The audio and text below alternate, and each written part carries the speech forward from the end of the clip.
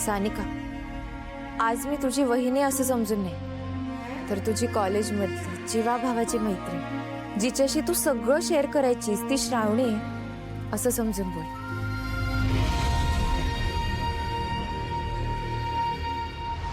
साहेब, ही तीच पोरगी आहे जिचा तो भलताच प्रकार व्हायला झाला होता.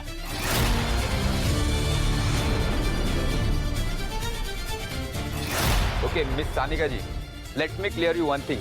आम्ही आमच्या कंपनीमध्ये तुमच्यासारख्या मुलीला नोकरी देऊ शकणार नाही.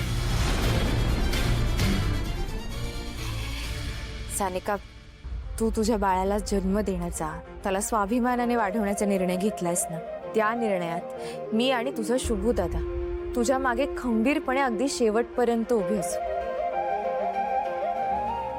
पण हा मार्ग काही सोपा नाही, लक्षात ठेव. खूप कठीण आहे. तुला या मार्गात समाजाच्या आणि लोकांच्या अन्यायाला तोंड द्यावंच लागेल.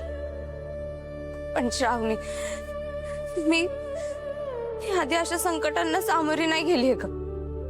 प्रत्येक गोष्टीत दादावरच अवलंबून होते बघ. सानिका, तुझं सुद्धा माझ्यासारखंच आहे की. तुला माहितीये, काही महिन्यांआधीपर्यंत मी सुद्धा प्रत्येक गोष्टीसाठी माझ्या बाबांवरच अवलंबून होती. शुभूशी लग्न करून या घरात आल्यापासून मला रोज एकापेक्षा एक संकटांना तोंड द्यावं लागतं. तुला काय वाटतं, सासूबाईंना मी उलट उत्तर देऊ शकत नाही का? शोभाताई मला मुद्दामून रोज त्रास देण्याचा प्रयत्न करत असतात ते मला दिसत नाही. मी लोकांची तोंड बंद करू शकत नाही का? नक्कीच करू शकते, पण मी मुद्दाम तसं करत नाही. कारण मला एक घर जोडायचंय, नाती जोडायची, तोडायची नाही. आणि जेव्हा आपल्याला एखादी गोष्ट जोडायची असते ना, आपलं म्हणणं खरं करायचं असतं, आपले निर्णय खरे करायचे असतात ना, तेव्हा रोज काट्यांवरनं चालावंच लागतं.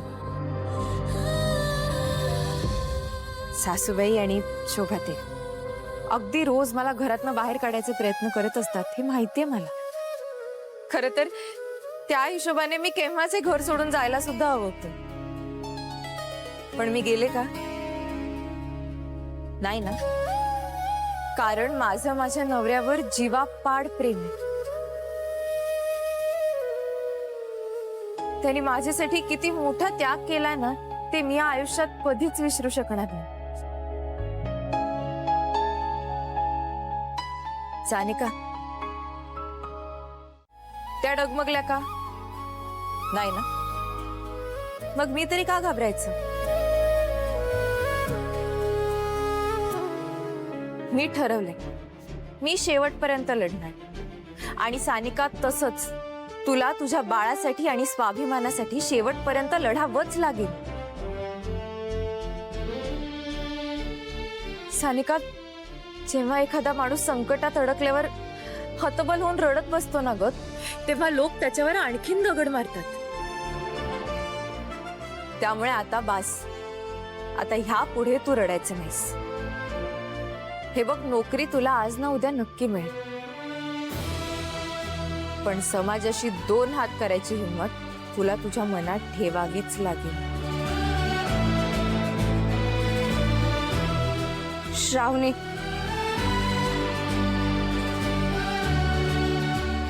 मी आता रडणार नाही,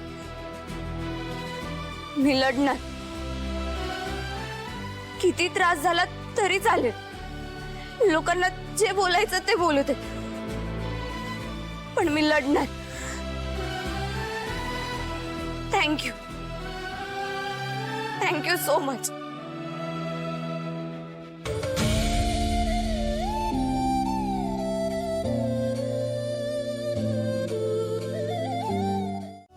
भारी, बरं झालं, मॅनेजर पण चांगली निघाली. किती बोलली पगार? 18,000 रुपये.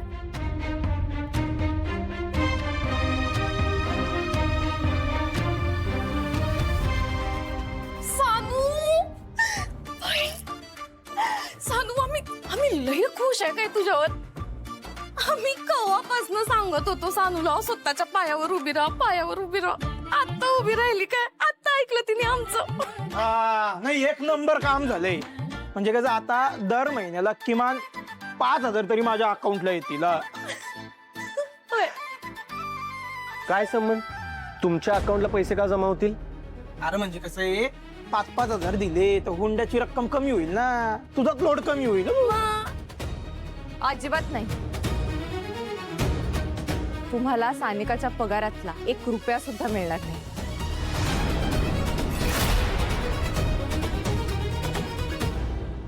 सानिका कष्टाने कमवणार आहे ते पैसे. हे सगळे पैसे फक्त सानिकाचे.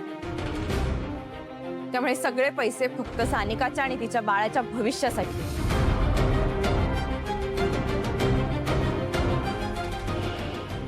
बोलली बैलाची बायको बोलली. हिला काय गरज आहे मध्ये बोलायची? आमच्या बहिणींचा इशू आहे ना. सानिकाचे पैसे आमचे पैसे, विषय संपला. नाही,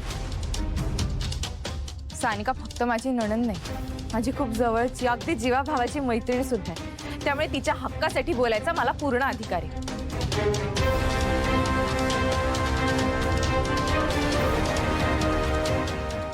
आणि काय हो, हुंडा घेणं हा कायद्याने खूप मोठा गुन्हा आहे, माहित नाही का तुम्हाला?